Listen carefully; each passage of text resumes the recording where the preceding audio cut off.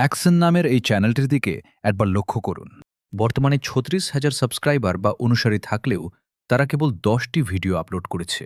তাদের প্রথম ভিডিওটি মাসখানেক আগে আপলোড করা হয়েছে এবং সেটি ইতিমধ্যে ৮ লক্ষ ভিউ বা দর্শক সংখ্যা পেয়েছে।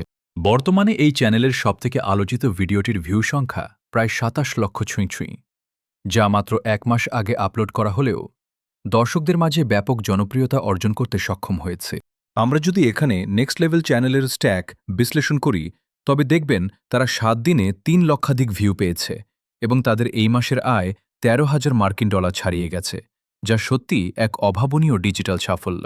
আজকের টিউটোরিয়ালে আমি আপনাদের দেখাবো কিভাবে ক্লডের ফ্রি প্ল্যান অর্থাৎ বিনামূল্যে ব্যবহারের সুবিধা নিয়ে অ্যাকশনের মতো ভিডিও তৈরি করা সম্ভব। তবে শুরুতে আধা ঘন্টারও কম সময়ে আমি কি এডিট করতে পেরেছি তা দেখুন। এখন মাঝরাত, আর হঠাৎ আগুনের ধোঁয়ার গন্ধে আপনার ঘুম ভেঙে গেল। এমন একটি দৃশ্য আমি এখানে ফুটিয়ে তোলার চেষ্টা করেছি। সামান্য নয়, বরং প্রচুর ধোঁয়া বেরোচ্ছে এবং আপনার হাত কাঁপছে। আপনার বুকের ভেতর হৃৎপিণ্ডটা সজোরে আছাড় খাচ্ছে। পাশের বাড়িতে আগুন লেগেছে এবং বাতাসের তীব্র ঝাপটা সেই লেলিহান শিখাগুলো সরাসরি আপনার ঘরের দিকেই ধেয়ে নিয়ে আসছে।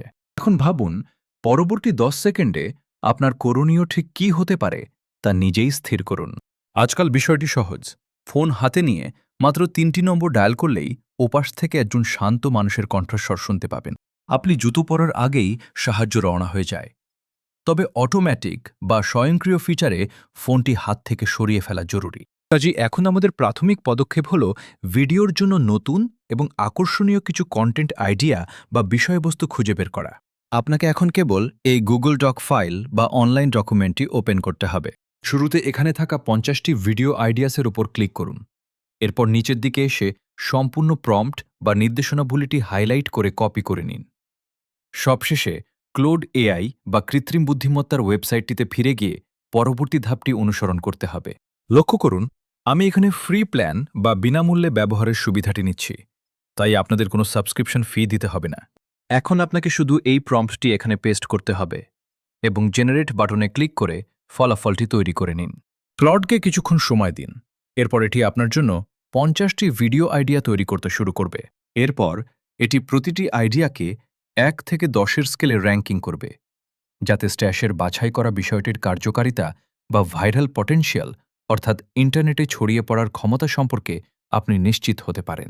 তাই এখান থেকে এমন একটি আইডিয়া বেছে নিন যার ভাইরাল পটেনশিয়াল স্কোর বা দ্রুত ছড়িয়ে পড়ার সম্ভাবনা অনেক বেশি এবং একই সাথে বিষয়টি দর্শকদের কাছে বেশ আকর্ষণীয় মনে হয়। এরপর আমাদের কাজ হল গুগল ডক ফাইলে ফিরে যাওয়া এবং পরবর্তী প্রম্পট বা নির্দেশনার ওপর ক্লিক করা, যা মূলত কৃত্রিম বুদ্ধিমত্তা বা এআই ব্যবহার করে আপনার ভিডিওর জন্য একটি স্ক্রিপ্ট বা পাণ্ডুলিপি তৈরি করতে সাহায্য করবে।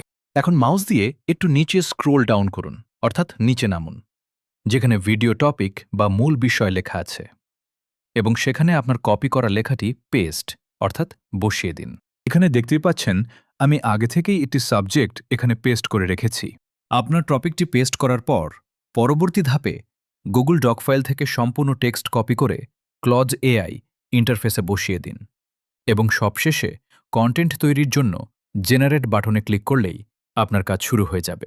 শুরুতেই ক্লদ আপনার চাহিদা নির্ভুলভাবে বুঝে নেবে, কারণ আমি যথেষ্ট সময় নিয়ে প্রম্পট অর্থাৎ নির্দেশাবলী এমনভাবে সাজিয়েছি যাতে আউটপুট স্ক্রিপ্টগুলো একদম পেশাদার লেখকের হাতে লেখা মনে হয় এবং এর গুণগত মান শতভাগ বজায় থাকে, যা আপনার কাজের ধারাকে অনেক সহজ করে তুলবে।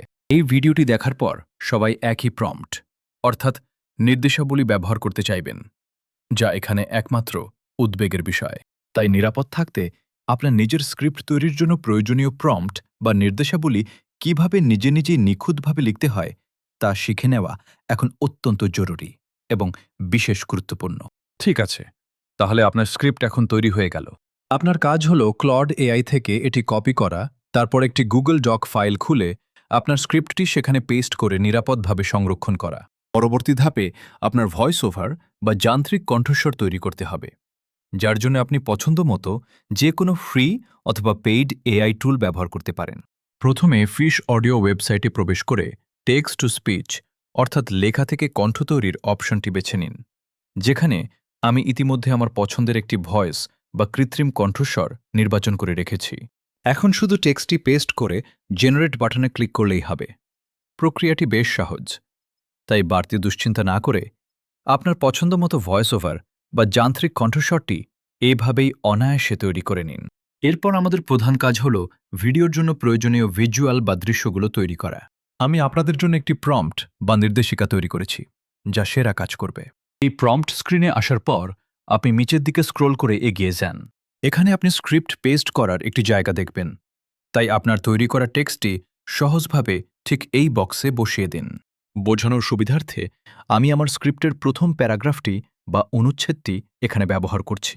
প্রথমে আপনার স্ক্রিপ্ট বা কোডটি সংগ্রহ করে পুরো প্রম্পট অর্থাৎ নির্দেশাবলীটি কপি করুন। তারপর পুনরায় ক্লাউড কোড ইন্টারফেসে ফিরে গিয়ে সেটি পেস্ট করে বসিয়ে দিন এবং সবশেষে চূড়ান্ত ফলাফল তৈরির জন্য জেনারেট বাটনে একটি ক্লিক করুন। ক্লডকে কিছুটা সময় দিন, তাহলেই এটি আপনার জন্য ভিজুয়াল প্রম্পটটি তৈরি করে দেবে। এখানে লক্ষ্য করুন, স্ক্রিপ্টের ঠিক কোন অংশের জন্য এই প্রম্পটটি ভিজুয়াল বা দৃশ্য তৈরি করেছে তা সিস্টেমটি শুরুতেই আপনাকে পরিষ্কারভাবে দেখিয়ে দেবে। এরপর নিচের দিকে স্ক্রোল করলে আপনি এখানে আপনার ইমেজ প্রম্পট বা নির্দেশনাবলী দেখতে পাবেন।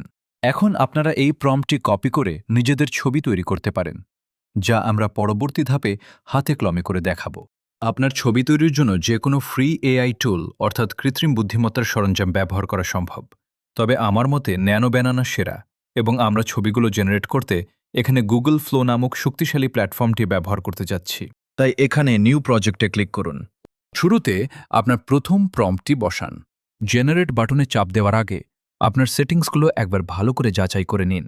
আপনার অ্যাসপেক্ট রেশিও 16:9 রাখা নিশ্চিত করুন, ফলে আপনি একই সাথে দুটি ইমেজ বা ছবি তৈরি করতে পারবেন। পরবর্তীতে এই মডিউলের জন্য আমরা ন্যানো ব্যানানা প্রো নামক বিশেষ হার্ডওয়্যার পার্টটি ব্যবহার করতে যাচ্ছি। ওই ধাপটি শেষ হলে জেনারেট বাটনে ক্লিক করুন। প্রক্রিয়াটি অত্যন্ত সহজ।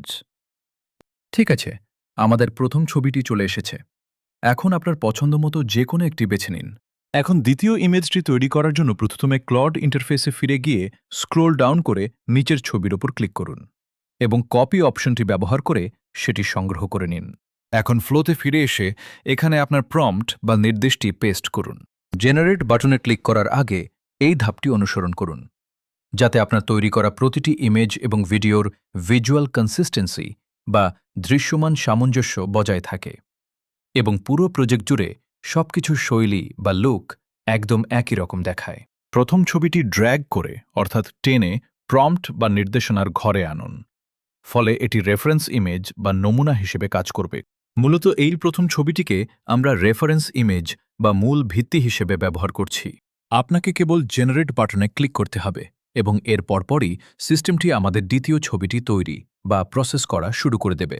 এখন আমরা প্রথম ছবিটিকে রেফারেন্স হিসেবে ব্যবহার করায় দৃশ্যগুলো আগের চেয়ে অনেক সামঞ্জস্যপূর্ণ দেখাচ্ছে, যা পুরো ভিডিওর প্রতিটি ফ্রেম বা ফ্রেমের মধ্যে ধারাবাহিকতা বজায় রাখার জন্য অত্যন্ত প্রয়োজনীয় একটি পদক্ষেপ। ঠিক আছে, আমাদের পরবর্তী কাজ বেশ সহজ, আর তা হল এই ভিডিওটি এডিট করা। আপনার প্রথম কাজ হলো ভয়েস ওভার এবং ছবিগুলো ক্যাপক্যাট বা আপনার পছন্দের এডিটিং সফটওয়্যারের টাইমলাইনে টেনে এনে কাজ শুরু করা।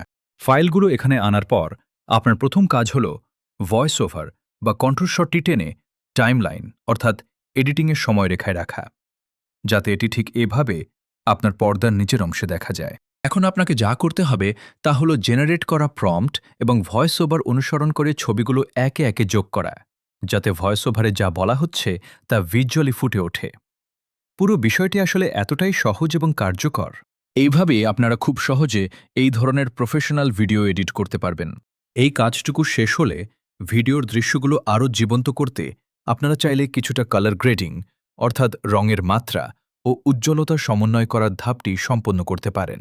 সরাসরি এক্সপোর্ট বাটনে চাপ দিয়ে আপনার ভিডিওর টাইটেল লিখে নিন।